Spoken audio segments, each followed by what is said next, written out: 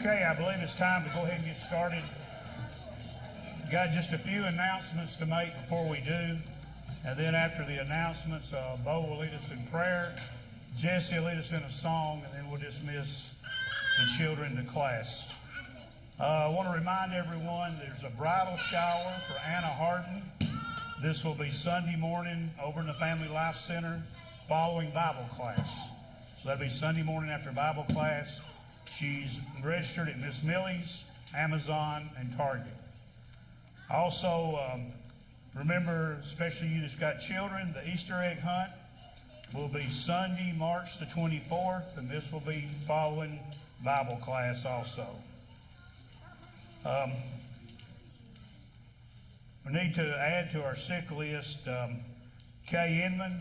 As you know, she's been in Crockett Hospital, but she has been released and moved to NHC Scott, and she's in room 129B, and she'll be there for rehab for some period of time. Also remember Bob Ray in your prayers. Bob will be having cataract surgery tomorrow. And also remember Drew Martin. This is the son of Robert Martin. He was involved in an automobile pedestrian accident in Pulaski yesterday. He was taken to Vanderbilt, but they think everything is going to be good. So continue to remember him in your prayers also. Anyone else we need to remember? One of the girls that I work with in the cafeteria, Lisa Spurgeon, was in a horrible accident Sunday, and she is in Vanderbilt in critical condition. She has two daughters in their 20s and a couple of small grandchildren. If y'all could pray for that family. What was her name? Alicia Spurgeon. She loves our kids at Lawrence County High School. She smiles all the time. Okay, so please remember Alicia in your prayers also. Anyone else? If not, Bo. Lord, our dear, great, and holy Father in heaven, how great you are in all the ways. Lord, thank you for letting us gather here today and worship your name without fear of man or persecution. Lord, thank you for the elders here and the job that they're doing, and the teachers and the youth, Cody, China, all the teachers. Lord, please help us open our ears and our hearts tonight so we can listen and take in what the Church teaches us and let us use it throughout our daily, day-to-day walk. Lord, our list of sick and hurt is long. I pray that you be with them all. Put your healing hand on them and the comforter's hand on them. Lord, please be with Kay Inman and Lady that got in the rig. Please help Dylan, Lord, and Joey, and everybody else that's on the list, Lord. Lord, please help us tonight worship and study your word in ways that's pleasing to you. Please forgive us for our shortcomings. In Jesus Christ's name, I pray. Amen.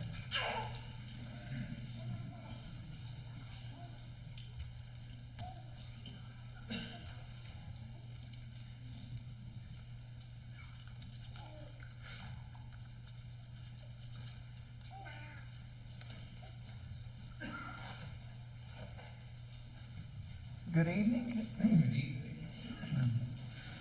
We'll sing number 570.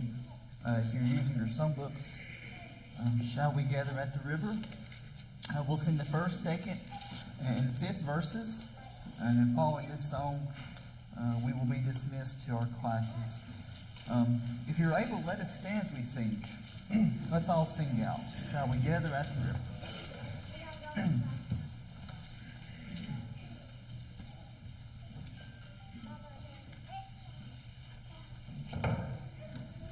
Shall we gather at the river where bright angel feet have trod, with its crystal tide forever, bowing by the throne of God?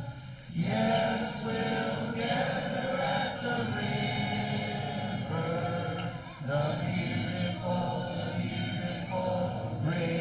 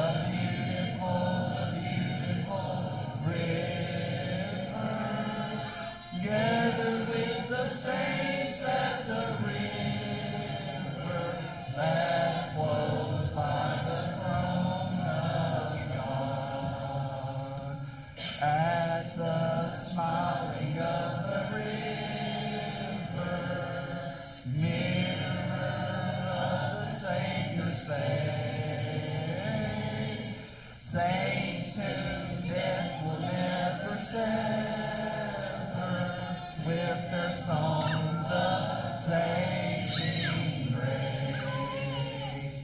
Yes, we'll gather at the river, the beautiful river. Gather with the saints at the river that flows by the throne of God. Please be seated, and we are dismissed to our classes.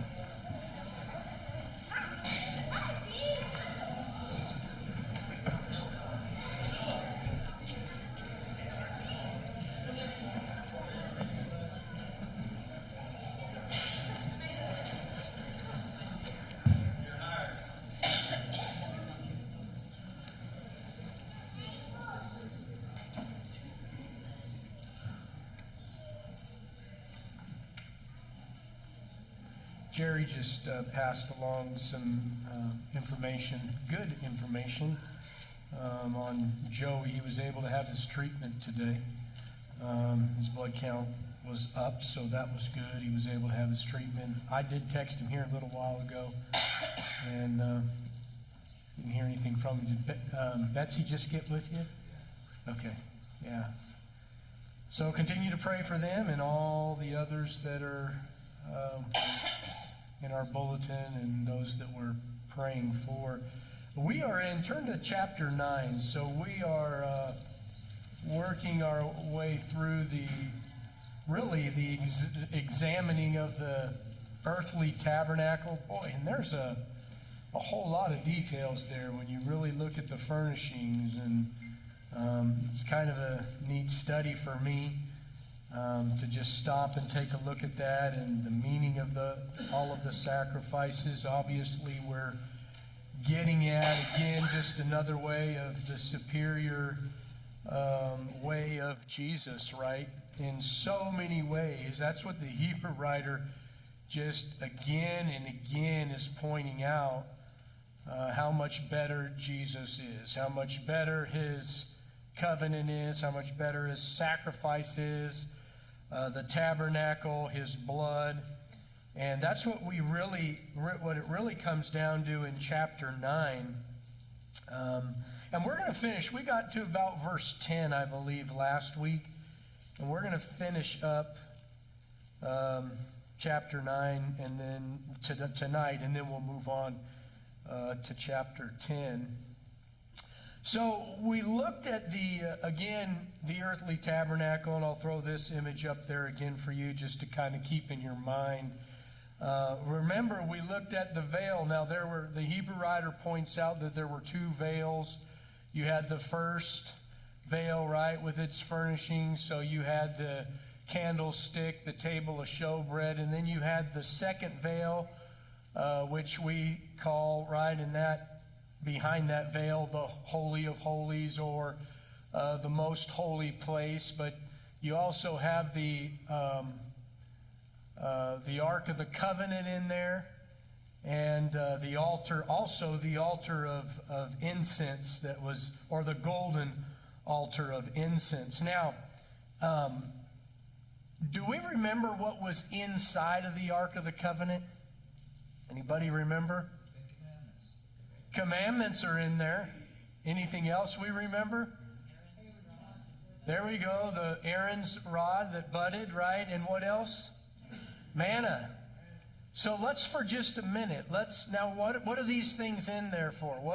What do these things mean, right? What's the, as the Hebrew writer is sharing this, what's going to be in the mind of the Jewish Christian as they read this, as they listen to the writer share these things? First of all, when you think of manna, what are they going to think about? God's providing for them, right, as he did in the wilderness. Let's look at a few passages just to kind of get a feel for this. Like if you go back to Exodus chapter 16. Turn back there for just a moment. Exodus 16, 33 I believe, 33 to 35. Somebody want to read that for us? And Moses said to Aaron, take a pot and put an omer of manna in it, and lay it up before the Lord, to be kept for your generations. I find that interesting. Was I supposed to read more? Yeah. Oh, I'm sorry. But it is, no, that's the key, I think, right there. These are for the generations. They keep it overnight. They had to gather fresh every day because it was spoiled. Yeah, But here's going to keep it for generations. yeah. Okay, well, how far do you want me to go? Go to 35. Okay. As the Lord commanded Moses, so Aaron laid it up before the testimony to be kept. And the children of Israel ate manna 40 years until they came to inhabited land. They ate manna until they came to the border of the land of Canaan. Okay. And no more of a tenth of an ephah. Okay, there we go. So there you have it. So it's for the generations. We know that God provided for them throughout their generations in the wilderness. What about Aaron's rod that budded? What's that gonna pull up in their minds?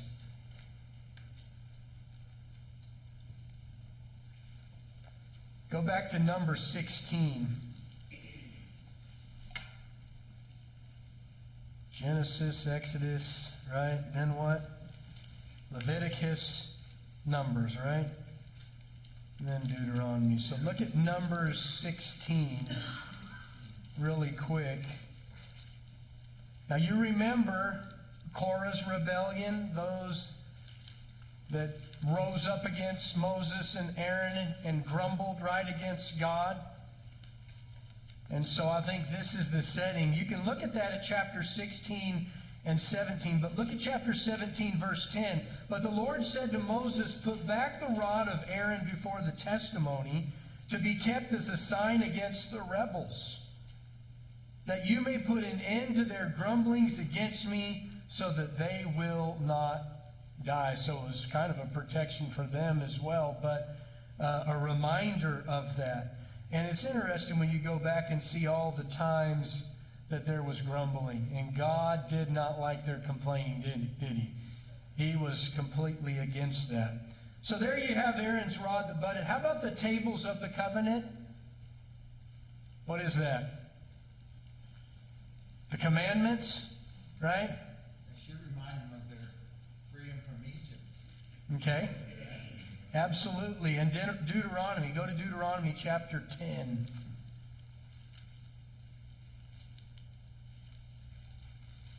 Remember, Moses, in anger, broke the commandments the first time, and then they were rewritten, right?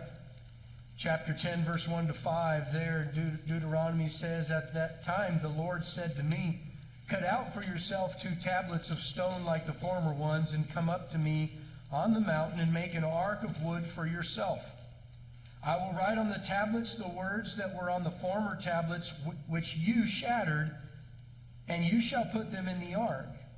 So I made an ark of acacia wood, and cut out 2 tablets of stones like the former ones, and went up on the mountain with the 2 tablets in my hand. He wrote on the tablets like the former writing, the 10 commandments, which the Lord had spoken to me on the mountain from the midst of the fire on the day of the assembly, and the Lord gave them to me. Then I turned and came down from the mountain and put the tablets in the ark. So there it is, which I had made, and there they are, as the Lord commanded me. So kind of shows you where all of that started as you look at Hebrews 9 and what was inside of the ark. Now, do we remember what was above the ark?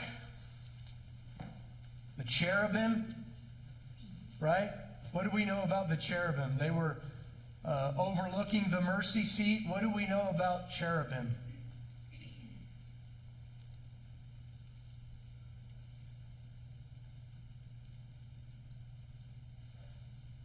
Anything?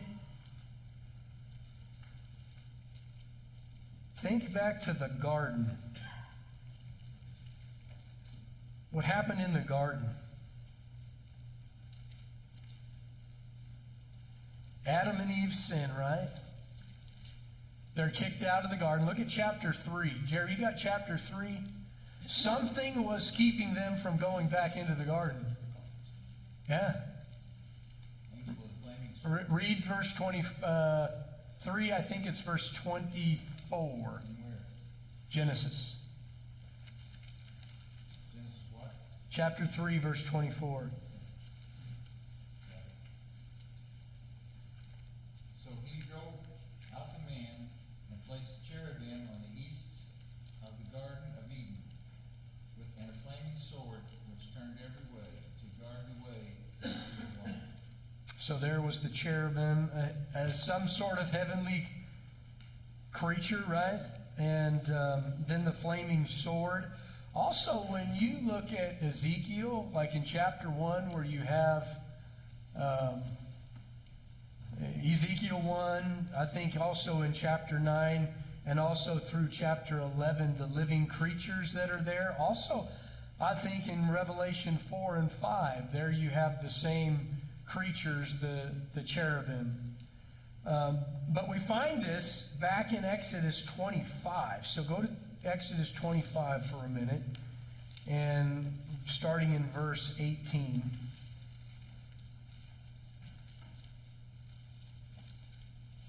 And this is all the construction of the covenant, the Ark of the Covenant. And then starting in verse 18, it says there that you shall make 2 cherubim of gold. Make them of hammered work at the 2 ends of the mercy seat. Make one cherub at one end and one cherub at the other end. You shall make the cherubim of one piece with the mercy seat at its 2 ends. The cherubim shall have their wings spread upward, covering the mercy seat with their wings and facing one another. The faces of the cherubim are to be turned toward the mercy seat. You shall put the mercy seat on top of the ark, and in the ark you shall put the testimony which I will give to you. Notice verse 22. There I will meet with you.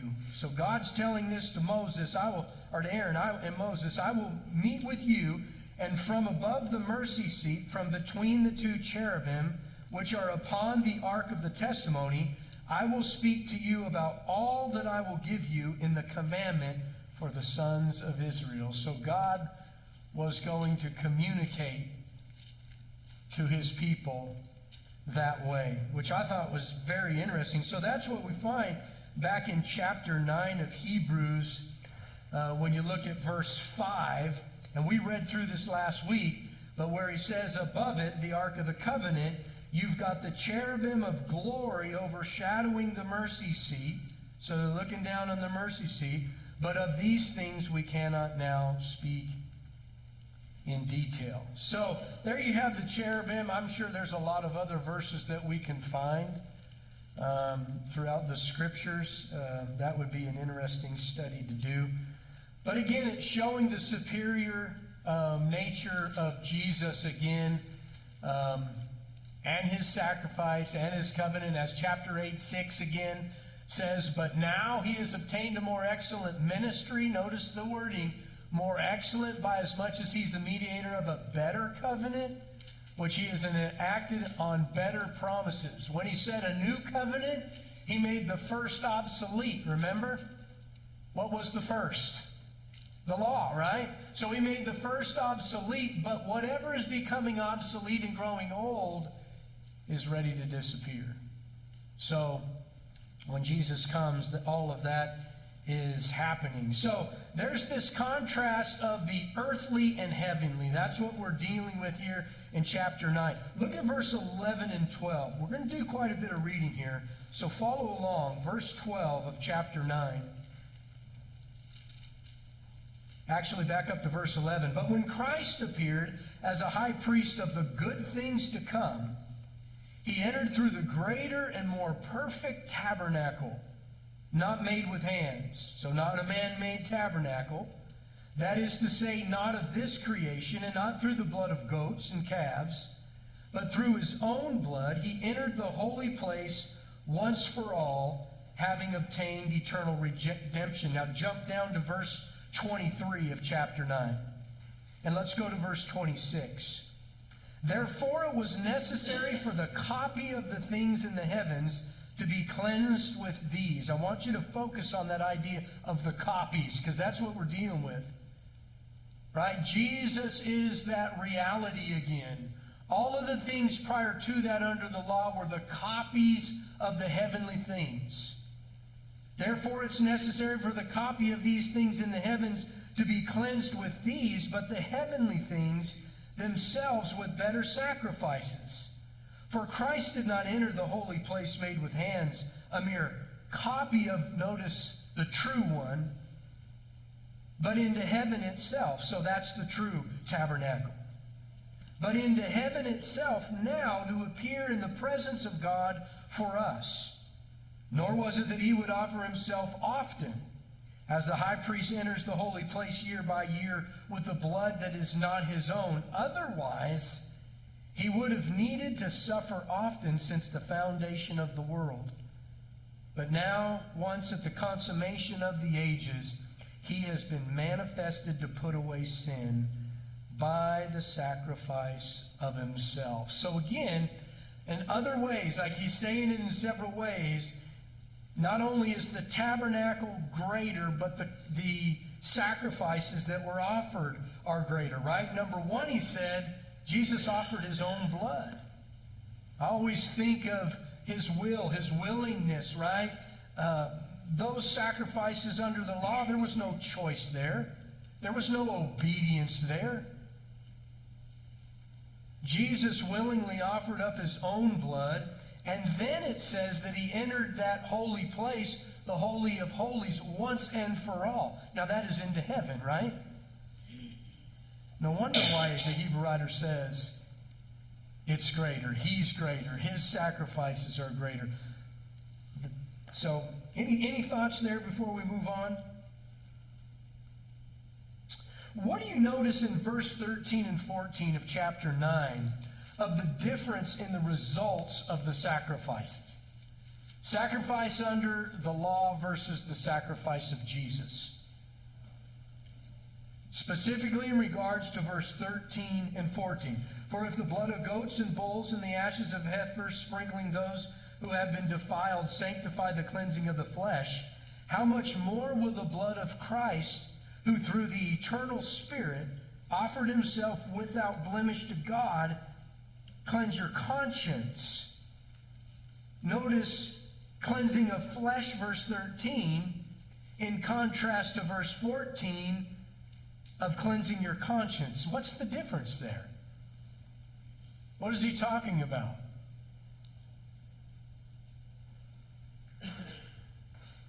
Could those sacrifices under the law cleanse our conscience? Could it reach the heart? Let's go back to there's no remembrance, it's forgotten. Yeah, I think you're right on. That's one of the, and we looked at that early on, didn't we? The focusing of the old, where there was a remembrance versus now there isn't a remembrance. Anybody else? It's very physical. The old way was you go out, you get the best of whatever, you come, bring it, offer it, and now it's more of a mental heart thing. Okay.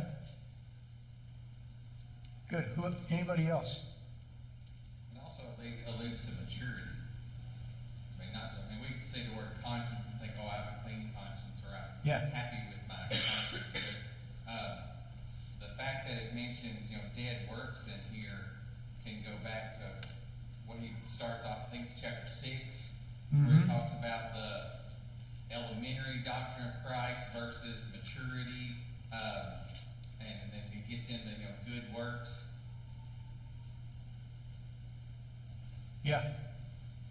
If you even back up, you look at verse 11 where he talks about through the greater and the idea of being perfected. That's not verse 11. There's other passages I'm thinking. Let me see where that's at here. Might be. Where is that at? But it talks about the idea of it perfecting. right? So the idea of growth is there, right? Well, my thoughts were that the comparison here is that the old covenant was easy. You know, all you had to do was your best calf, you know, you're a goat or a calf without blemish, you bring it, you drop it off, the priest sacrifices for you. It's easy, it's elementary. And then, but basically makes it sound like even though Christ sacrificed for us, it's not elementary anymore. This takes a maturity to be a Christian under the new covenant. Not that you're saved by works, but there are works to do. Jesus expected we've been studying on Sunday morning, of the 12 when he sent them out, and then the 70 when he sent them out to go out and teach and set an example. So when the old covenant, when you left the temple, that was the end of your job. And that's kind of our problem in today's time. We come in here on Sunday and we walk out of here thinking that's the end of my job. But there's a level of maturity that goes along with it of I've got more work to do. God expects more of me. He's cleansed me and given me a home in heaven now. I need to live a certain way in order to, you know, give back to the sacrifice that he made to me. Good. Anybody else?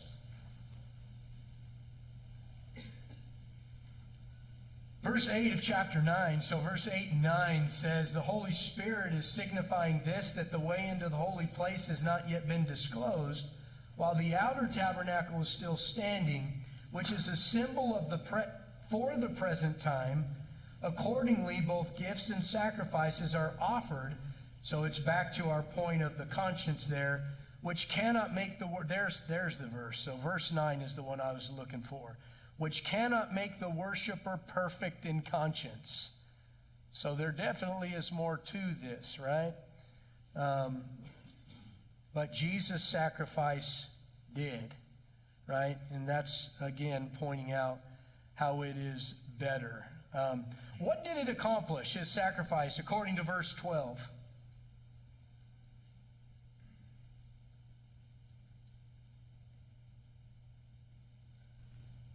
It's right there in verse 12, church. Eternal redemption, right? When we talk about redemption, what are we talking about? Total forgiveness. Goes back to the no remembrance thing. You look at Ephesians chapter 1, right? And Paul, the idea is what? To redeem is what idea does that, what picture does that paint for us? Under the old law, it was redeemed by the blood of the goats. Under the new law, it's redeemed by the blood of the lamb. Okay. So the actual idea is the buying back. We think of redemption, the buying back, right? Paul said in Ephesians 1 and verse 7 that in him, in Jesus, we have redemption, right? Through his blood, the forgiveness of our trespasses according to the riches of his grace. So we have that eternal redemption. I love the story. I don't know where I heard it about the little boy that had built a sailboat, and he loved that sailboat, and somebody stole it from him. And one day he was walking down the street past the shops, and he noticed the sailboat was in the window of one of the shops. So he went into the store owner and he asked him how much for that boat, and the store owner told him that's $10. So he runs home and he gets his piggy bank and he comes back and he has just enough $10 worth of change, and he buys his boat back, and he said, "Twice you were mine. Once when I made you, and once when I bought you back." And I love that story because I think that illustrates what God, through the redemption that we have in Jesus, what God has done. Not only were we his in that he created us, but he purchased us back. Right? We were his, sin separated us, something had to be offered to bring us back, right? And that was the blood of Jesus. I also think, anybody remember taking bottles to the store when they were, I did that as a kid. We used to get, Larry's over there laughing. I remember Pepsi and Coke in a bottle, the old bottles. And we'd take them back to the store and we would redeem them, right? We would turn them in and we would get something back, right? But in this case, it was Jesus giving of himself, and we are getting back. We are the ones that are gaining, right? That's what we have in his eternal redemption. So when did this new covenant come into effect? We know we're under the new covenant. At what point did the new covenant come into effect? And I think verse 16, if you turn over to chapter 9, I think verse 16 and 17 will say something to that. When a will is made out, it's made out before a person expires. And in that will, they set forth what they want done with their earthly possessions after they've gone. But that will does not go into effect until that person dies. Okay? So therefore, I think what took place upon his death. Okay, and I think that's what the Hebrew writer here, if you notice, he says there, verse 16 and 17, where a covenant is, there must of necessity be the death of the one who made it, for a covenant's valid only when men are dead. It's never enforced while the one who made it lives, right? So it took, and by the way, it took blood under both covenants to inaugurate it, didn't it? If you go back, actually, he actually says here, the Hebrew writer, verse 18, notice, therefore even the first covenant was not inaugurated without blood. For when every commandment had been spoken by Moses of all the people according to the law, he took the blood of the calves and the goats with water and scarlet wool and hyssop and sprinkled both the book itself and all the people. So that's even under the first covenant. Verse 20, saying, this is the blood of the covenant which God commanded you. Right? And in the same way that he sprinkled both the tabernacle and all the vessels of ministry with the blood, verse 22, and according to the law, one would say that all things are cleansed with blood, and without the shedding of blood, there isn't forgiveness under both laws. Right? Jump down to verse 26, and we'll finish up with this. Otherwise, he would have needed to suffer often since the foundation of the world. But now once at the consummation of the ages, he has been manifested to put away sin by the sacrifice of himself. And inasmuch as it is appointed for men to die once, and after this comes the judgment, so Christ also, having been offered once to bear the sins of many, will appear a second time for salvation, right? Not for sin. Jesus is coming back, but it's not going to be in regards to sin, because he's already dealt with that. But in regards to salvation, without, notice he even says, without reference to sin, to those who eagerly await him. So, let's do this. I was thinking about this last part of this verse 28. And I wanted to just throw this out to you because it kind of caught my attention where it says, to those who eagerly await him. I wonder how many Christians today truly eagerly wait for him. And how do we get to the point in our faith? And I don't know that there's a real easy answer to this as I was thinking about it. But how do we get to this place where we are truly eagerly waiting? I think we're eager to be with him, but we're afraid of how we get there. Okay. We're afraid of death and the unknown. So there is an eagerness to be with him, but there's some uncertainty of the transition. The process. Okay, that's good. What else? And I ask that because that's where, I mean, if I'm honest with you, I haven't always been there. Well, we all feel that we feel short. Yeah. And I think we worry if when the time comes, are we enough? Yeah. You know, And then we know we can never be enough. And if you can, you wouldn't have needed the great high priest.